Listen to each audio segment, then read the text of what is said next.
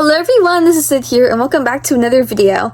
Today I'm going to be drawing the Despicable Me and Minions villains. I do have a video where I draw the other characters, like Lucy, Margot, Edith, and Agnes. So if you want to watch that one first, then you absolutely can. There will be a link in the description and in the comments down below. But if you want to just keep on going, then without further ado, let's get started. First of all, we have Vector.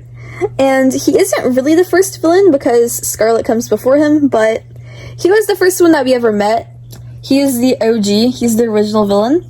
And I mean, everyone loves him for that. He's just so, funny and comedic. It's hilarious. He has all these crazy gadgets and gizmos and, these sharks living in his house and all of that. And it's kind of funny because, he's not really that cool, but the fact that he tries to be cool and, constantly fails is just really relatable.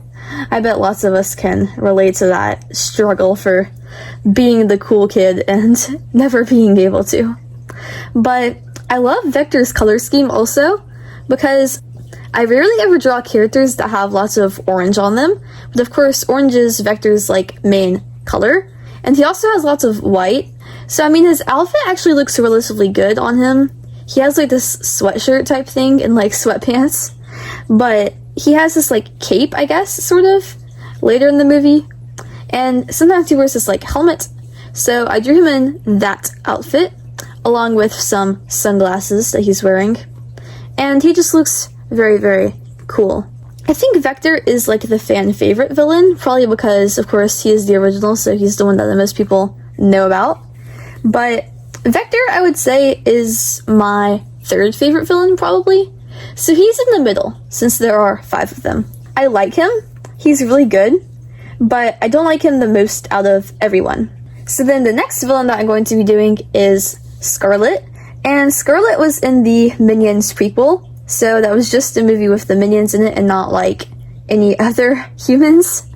But the Minions were looking for a supervillain to be their master, and they went around to many different places, and then they went to VillainCon and they saw Scarlet.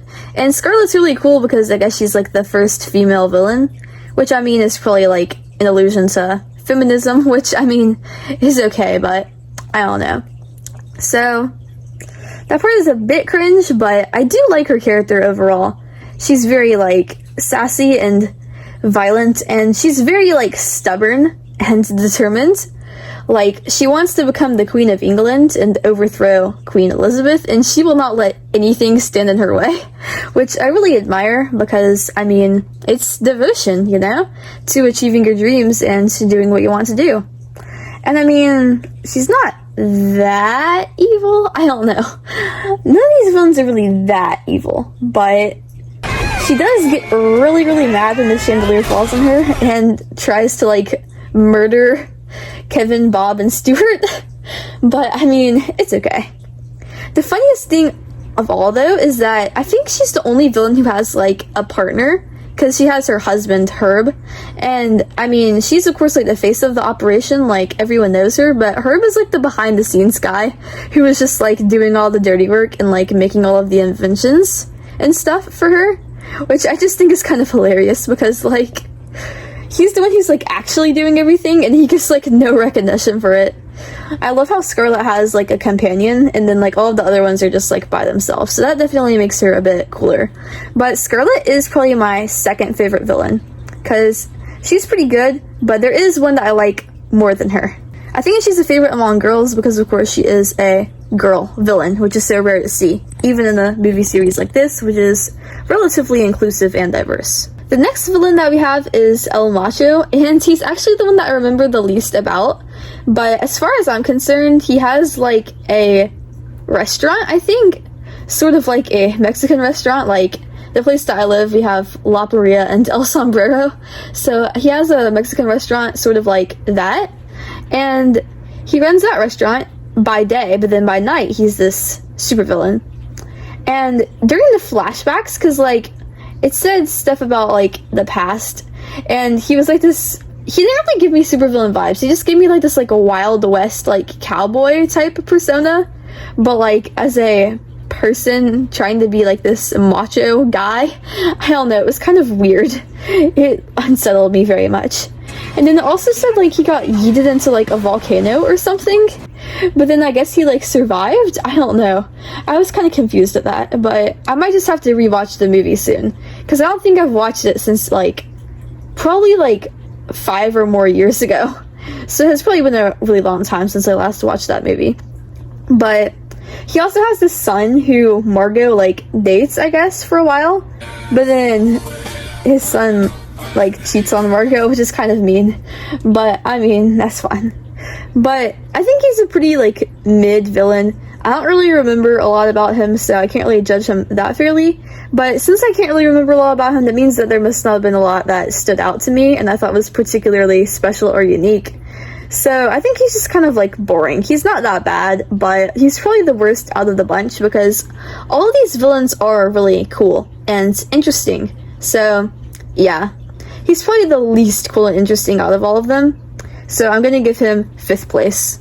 The next one that I'm gonna be drawing is Balthazar Bratt, who is actually my favorite out of all of the villains, which might be surprising because I guess he's not everyone's favorite, but I just love how, first of all, he's an actor, which, I mean, I'm not an actual like professional actor, but I do love acting. Theater is my passion, and it's a thing that I like to do in my free time.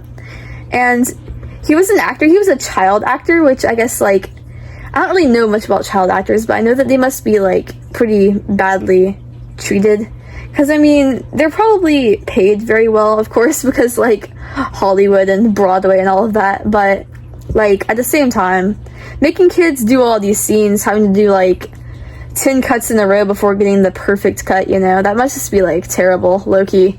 And having all the fame and everyone being like, oh, I know who you are because you're a celebrity, you know, but you're like a literal kid, that must be like extremely stressful. And I mean, like, I think he has the best backstory out of all of them. I'm not sure, because he was this like child actor. He was like this like really famous celebrity, and he did like all of these shows, but then bro just like became a teenager and got acne, and then they're like, oh, we don't want you anymore, so they just like abandoned him. Which, I mean, like, bro, if he literally just got acne, couldn't you afford to like buy him some like acne cream or something if you're like a literal Hollywood producer with like boatloads of money? Like, why couldn't they just buy him acne cream? I don't know, but they just like abandoned him. He moved to like this island off in the middle of nowhere with like this little robot guy, and I think he's really fun because, you know, he has like his purple aesthetic, he has his like sonic guitar that can like electrify people, he has this like bubble gum that can like stick stuff, he has these like action figures that can shoot lasers out of their eyes, he has this like Rubik's Cube of death.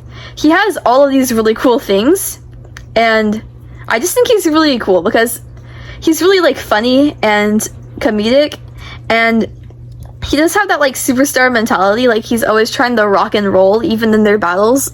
He and Gru do like a literal dance battle at one point. I don't know, he's just, I love him so much. No one can convince me that he's not the best out of all of them. He is 101% my favorite.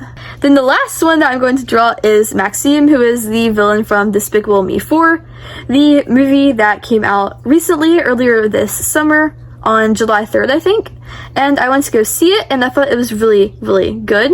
It was not my favorite movie, though, which is probably Despicable Me 1 or Despicable Me 3, because, I mean, the villains really make it for me, honestly. But it was a pretty good movie. If you haven't watched it already, I would suggest you watching it. And Maxime was pretty cool because he did have a pretty good backstory.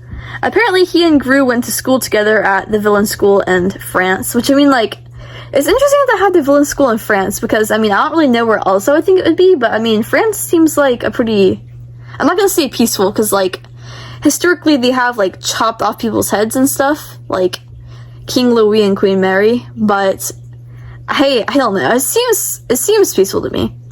But I guess there was gonna be like a talent show, and he was gonna sing Karma Chameleon, which I thought was pretty interesting, because that song is old, and I was surprised that they had that song in that movie, but that was like a cool thing.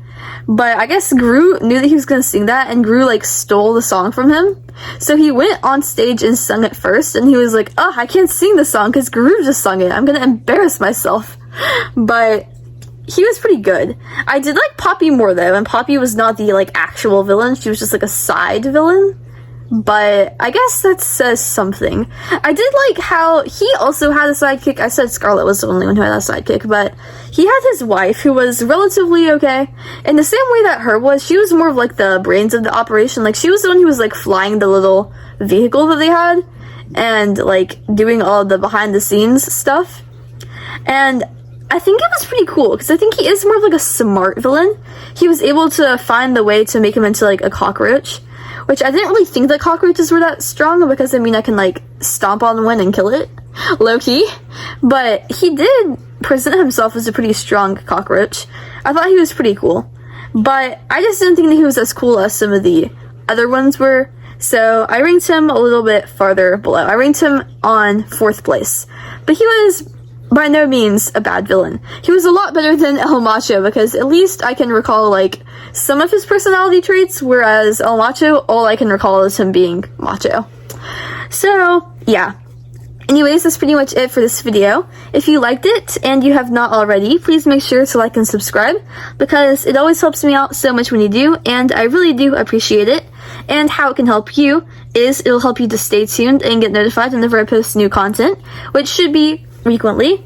I post a long form video multiple times throughout the week, and I post multiple short form videos every single day. So you can keep your eyes out for more of that content. And please comment down below which villain is your favorite, which one you like the most, which one you like the least, and comment down below which one you think I drew the best. So my answers, of course, are I like Balthazar Bratt the most, and I think that I probably drew Maxime the best, honestly, because I feel like he looks the most like how he does in the movie. But I would love to hear y'all's answers. And anyways, I hope y'all all have a great rest of your day and great rest of your summer if you've not already started school yet. And always remember that I love you, and I'll see you later. Goodbye!